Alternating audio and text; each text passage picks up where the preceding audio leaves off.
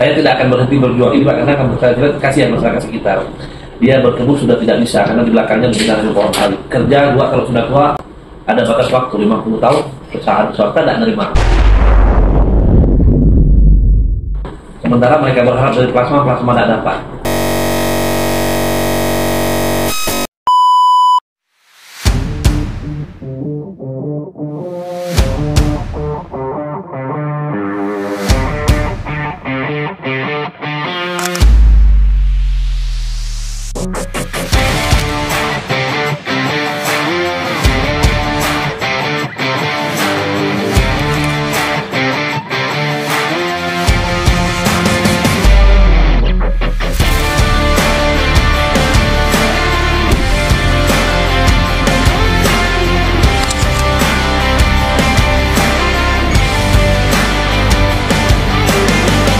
Itu ada kantor kelapa sawit yang dibakar, sehingga ada tersangka berapa puluh orang, ada yang ditahan. Ini juga udah mulai marak lagi, demo di mana-mana, spanduknya terbentang di mana-mana dengan tulisan-tulisan harapan 20% bisa untuk masyarakat ini.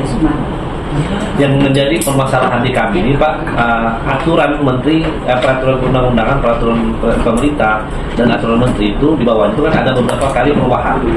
Nah, yang terakhir itu yang lebih lagi membuat perkebunan kelapa sawit mangkir terhadap plasma atau pemerintahan 20%, adanya edaran dari Dirjen Perkebunan terhadap boleh pengembangan ekonomi dalam bentuk lain. Sebenarnya masyarakat ini tidak menginginkan edaran itu keluar, karena masyarakat itu menginginkan plasma yang 20% ini atau kemitraan dalam bentuk lain, tapi yang real.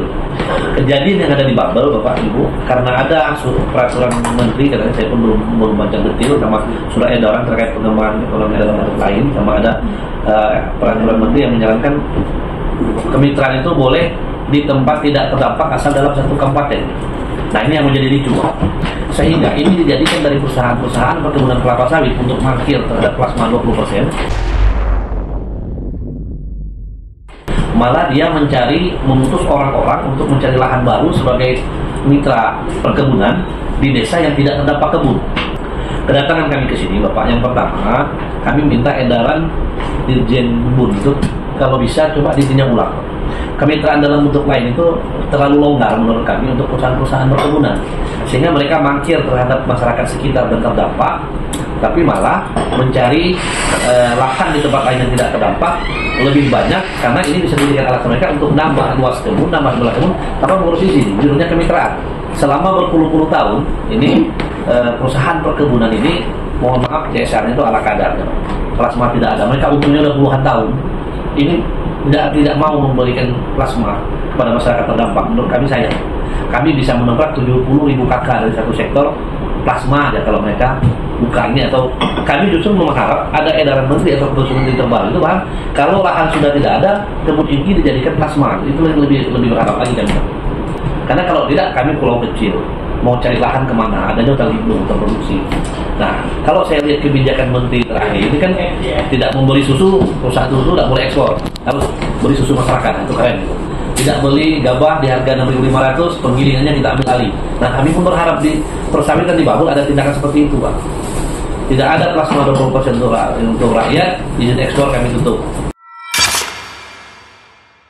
Tidak ada plasma 20% untuk masyarakat terdampak, misalnya izinnya kami persiapkan cabut. Karena kalau mencari lahan baru, pulau kecil Pak, nggak mungkin. Ini Pak, mohon maaf, kalau ini kita mungkin Babel, Kalimantan, Riau dan lain sebagainya kita eksekusi, kalkulasi saya sekarang akan ada sekitar 1 juta kakak tertolong dari plasma sawit ini Pak.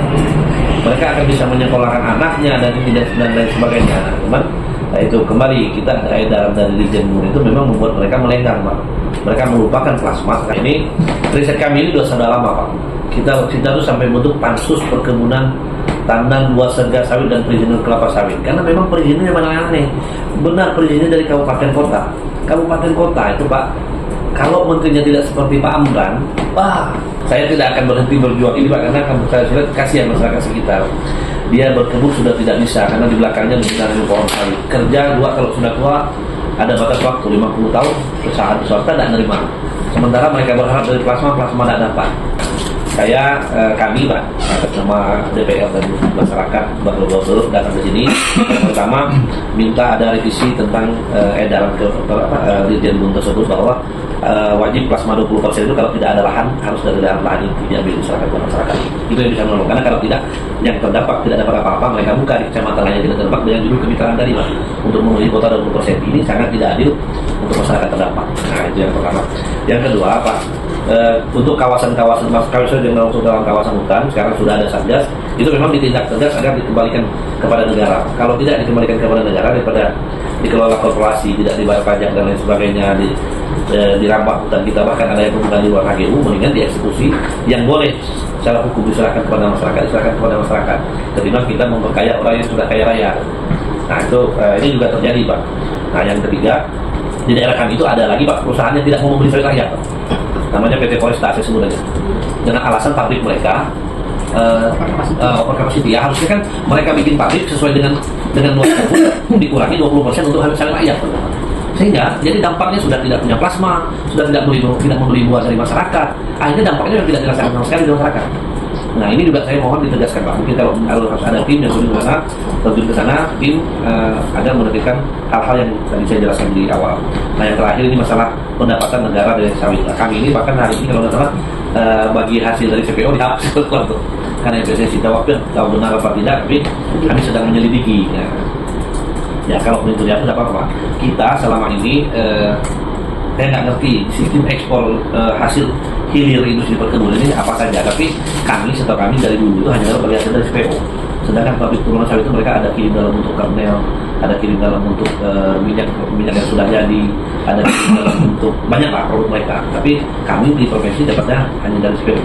Jadi memang seperti Pak disampaikan, IUP dan HGU ini instrumen untuk menilainya ini ada yang berbeda. Ketika perusahaan dapat IUP ada kewajiban yang melekat. Ada banyak kewajiban yang harus dilakukan sama dengan HGU lah. Tapi pada intinya IUP dan HGU ini ibarat SIM dan SNK. Kalau kita berkendara, kalau ada pemeriksaan polisi pasti yang ditanyakan dua identitas itu. Dia sama kayak IUP dan HGU lah. Jadi ada berbagai kewajiban yang melekat. Salah satunya memang kewajiban fasilitasi maupun 20%. Ya. Jadi kewajiban 20% itu kita lihat Bu, izin usahanya yang menerbitkan siapa. Karena kewenangan untuk melakukan pengawasan pembinaan itu melekat si pemberi izin. Jujur semua yang Bapak jelaskan itu kami paham. Yang menilai itu Dinas Pertanian dan Perkebunan biasanya terus memberikan penilaian juga.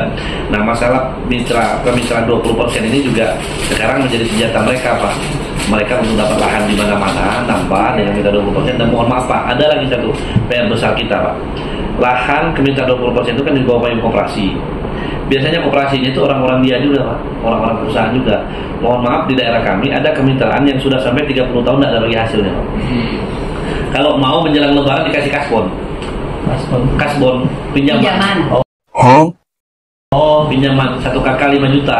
Apa? Kebun kita masih rugi gitu. Umur kebunnya udah 25 tahun Pak. Rugi dong. Hati kita semua bergandengan tangan kita bahwa masalah-masalah ini sudah mengakar di masyarakat, sudah berat di masyarakat. Koperasi yang kita harapkan menjadi ujung tombak ekonomi kita juga ternyata sudah dikendalikan dari perusahaan. Hasil pertemuan di Dirjen Perkebunan hari ini Pak Bel? Kita baru saja menyelesaikan rapat dengan Dirjen Perkebunan terkait banyaknya perusahaan yang mangkir atas kewajiban plasma 20%. Tadi saya sudah menjelaskan bahwa edaran Dirjen Bun terkait pengembangan ekonomi dalam bentuk lain itu tidak dijadikan benar-benar rujukan untuk melakukan kewajiban oleh perusahaan-perusahaan perkebunan. Misalnya kalau dia mau membuat perkembangan ekonomi dalam bentuk lain itu kan harusnya punya nilai yang sama dengan misalnya 1 hektar 100 juta, jadi harus bantu masyarakatnya 100 juta. Ini enggak, nilainya 100 juta mereka bantunya 20 batang sawit, 30 batang sawit. Nah ini salah menurut kami, dan mereka menyatakan ya itu keliru. Dan yang kedua terkait dengan masalah kemitraan. Nah kemitraan ini juga menurut mereka juga sebenarnya keliru. Kemitraannya itu adalah yang harusnya masyarakat terdampak, tapi karena ada edaran menteri juga. Nah ini kami jelaskan agar edaran menteri itu ditinjau ulang. Yang ketiga, kami minta kepada Dirjen agar nanti bersama menteri membuat keputusan menteri baru atau peraturan menteri baru bersama dengan keputusan presiden atau peraturan presiden terkait dengan HGU yang sudah diperpanjang di atas tahun 2007 yang tidak punya plasma untuk masyarakat sekitar itu harus menyerahkan 20% ke Bu Inti untuk masyarakat sekitar, dan mereka meminta kami berkirim surat terhadap usulan kami ini, dan kami DPR akan segera berkirim surat agar plasma 20% untuk masyarakat sekitar itu untuk HGU yang diperpanjang di atas tahun 2007 itu bisa diambil dari ke Bu Inti. Thank you.